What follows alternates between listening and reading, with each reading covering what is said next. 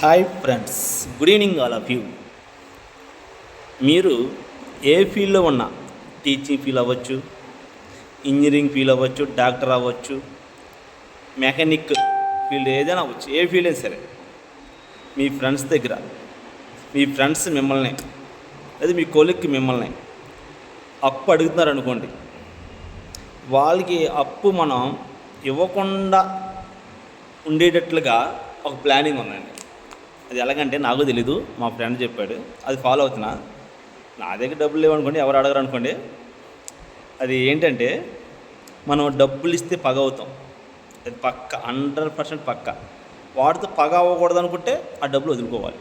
ఇది ట్రూ. అలాగా ఎందుకు వాడు పగ అవుతాం, ఎందుకు మనం ఆడితో తిప్పించుకోవడం ఎందుకు? ఈ ట్రిక్ వాళ్ళు సరిపోద్ది కదా.